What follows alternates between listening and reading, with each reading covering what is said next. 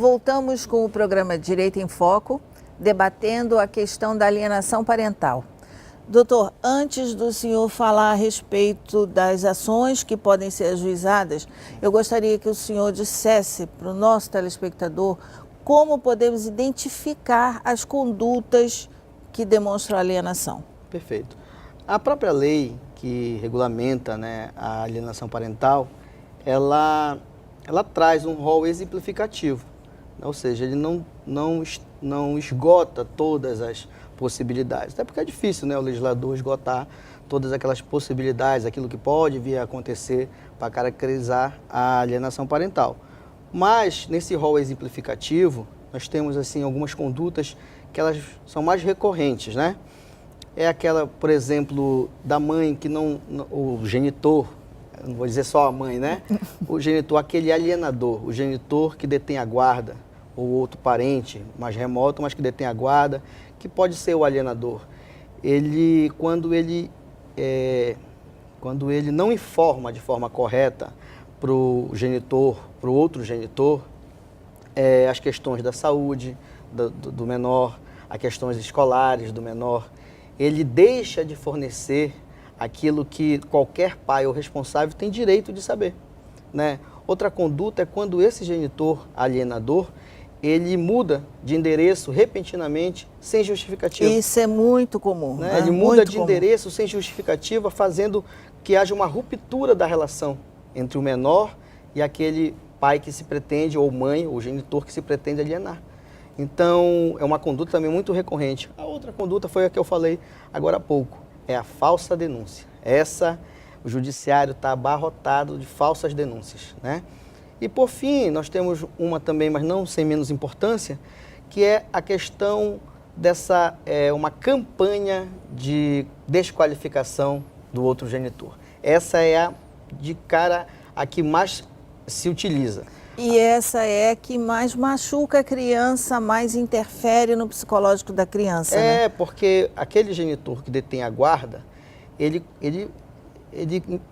começa a praticar realmente uma campanha para desqualificar o outro genitor, para fazer com que aquela criança ou adolescente, ele, por vezes, comece a duvidar do amor ou do carinho que aquele genitor tem por ele. Frases feitas, né? Seu pai não veio porque saiu com alguém, né? Sua mãe não gosta mais de você, gosta exatamente. do namorado. Exatamente. E isso vai interferindo na criação, no psicológico da criança. É uma interferência na formação psicológica dela. Isso é muito triste. Então, essas condutas que agora eu relatei, elas não se esgotam, né?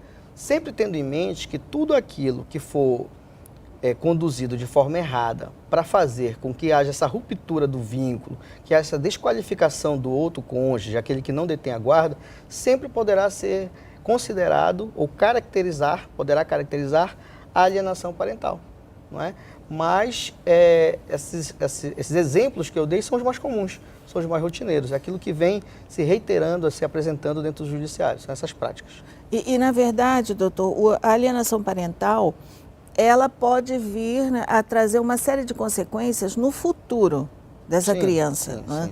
Porque ela começa a ser trabalhada para se afastar do genitor, né, que está sendo alienado, vítima da alienação, e ela começa a crescer como uma pessoa revoltada. Isso eu tive a oportunidade de vivenciar em trabalhos que eu fiz, em causas que eu advoguei, até mesmo em estágios, e em prática de sala de aula, né, com os alunos, ouvindo depoimentos de famílias, de alunos, e na maioria das vezes nós chegamos a ver depoimentos de adultos agressores. Sim. Dentro da família, por conta de terem sofrido alienação parental. Esse menor, essa criança ou adolescente que suporta essa prática da alienação parental, geralmente ele vai crescer com transtornos, com dificuldades psicológicas no desenvolvimento normal do ser humano.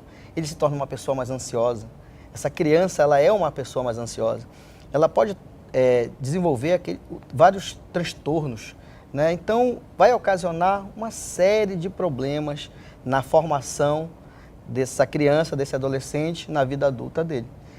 Se essa criança que sofre, ou esse adolescente que sofre alienação parental, com certeza pode, se não for trabalhado, tratado de forma correta, pode com certeza se tornar um adulto agressivo, um adulto ansioso, um adulto que por vezes não tem dificuldade nenhuma de omitir, de mentir, né?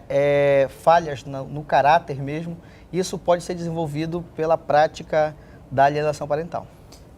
Infelizmente, né? Infelizmente, claro. E é por isso que nós entendemos que há uma necessidade muito grande de que as pessoas tomem conhecimento, claro, desses assuntos que são recorrentes, né, que estão acontecendo e que a sociedade tem fechado os olhos para isso, mas que são problemas que nós temos que trabalhar agora para que não, né, no futuro, para que a gente não vá sofrer no futuro e se deparar com situações que depois não consegue resolver mais. Claro, né? claro. Como, por exemplo, a violência doméstica. Né? A violência doméstica, ela tem uma relação muito forte com a alienação parental que aquele adulto sofreu, claro, né, na infância. A longo prazo, com certeza, não tenha dúvida. A longo prazo, vai ser um reflexo, né? O reflexo da alienação parental. Aquela criança que sofreu essa invasão no seu psicológico, ela vai refletir ali na formação desse adulto. Então, esse adulto, por vezes, se tornar uma pessoa agressiva, claro que vai acabar ocasionando agressões físicas, verbais. Traz uma série de consequências, no convívio né? familiar. A violência doméstica, a violência no trabalho, né? Também o ciúme excessivo. Quer dizer, isso aí, isso que é importante que o nosso telespectador e que as famílias, né, que nos assistem tenha essa consciência. Né? Sim, com certeza. Até mesmo se souber do problema. Eu vi alguém, eu tenho um vizinho, eu conheço alguém que só denunciar, procurar ajudar, né, procurar a Defensoria Pública, o Ministério Público, né, a própria Ordem dos Advogados que está à disposição da comunidade, para que nós possamos resolver isso. Né? Eu acho que se tornou já um mal, né? É um mal da coletividade, né? Daqueles que, não só daqueles que estão envolvidos no conflito da separação, como a própria sociedade como um todo. Porque, como nós frisamos ainda agora, se esse menor que sofre alienação, ele vai se tornar um adulto com certos traumas e transtornos.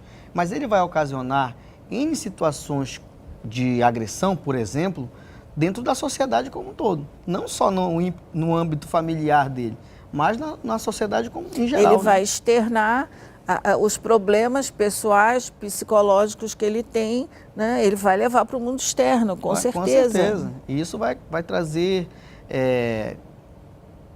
aspectos ruins de toda forma para a sociedade. A sociedade vai sofrer como um todo. Então, nós temos que alertar a população, nós temos que chamar a população para que ela faça parte dessa empreitada de, vamos dizer assim, né? Essa empreitada de movimento contra a alienação parental, porque isso ela fere de morte o psicológico do menor, da criança, do adolescente, daquele, inclusive não só deles, né, dos menores, mas eu digo assim, daquele que convive com ele, o colega é afetado na escola, porque aquela criança ela se torna uma criança ansiosa, se torna uma criança agressiva, ou não, ela se retrai, ela fica mais reclusa, ela não se desenvolve da forma correta. Carente emocionalmente. Então, eu acho assim, a população ela tem que ter voz para isso, né? E o Ministério Público, como você mesmo colocou, a Defensoria Pública, os instrumentos, né, que podem ser utilizados, eles devem ser utilizados. A população tem que se socorrer dessa lei, tem que se socorrer com esse esclarecimento que nós estamos colocando aqui. A população perceber quais são as práticas que caracterizam, de que forma isso atinge o menor, a criança ou o adolescente, e quais são os meios que ela pode se utilizar para resolver esse problema, né? Então, eu acho que a população, sendo mais esclarecida, terá meios concretos para buscar a solução desses conflitos. No judiciário hoje, como o senhor acha que... Qual o método mais fácil, né, a forma mais fácil daquela pessoa que está sendo vítima da alienação parental chegar até o judiciário? É pela via da Defensoria Pública, sem dúvida nenhuma. A Defensoria Pública ela tem um papel fundamental daqueles que não são menos afortunados, né? Por conta que aquele que está sofrendo, que percebe que está sofrendo alienação parental, ele contrata um advogado, se ele tiver condições, um advogado particular. Então ele vai ao escritório do advogado, ele conta a sua história, o advogado tem os meios e aí a juização competente. O que acontece? Aquele que não tem a condição de procurar um advogado, de contratar um advogado particular, às vezes ele fica receoso, ele não sabe qual conduta adotar. Procure a Defensoria Pública. Procurando a Defensoria Pública, com certeza ela terá meios de ajudar essa pessoa que está passando por isso. E aí, contando, relatando, a Defensoria verificando que realmente há a prática da alienação, ela vai ajuizar a ação competente, a ação cabível, e o processo seguirá seu curso normal. Aí o Ministério Público vai ser chamado, vai começar a se manifestar dentro do processo.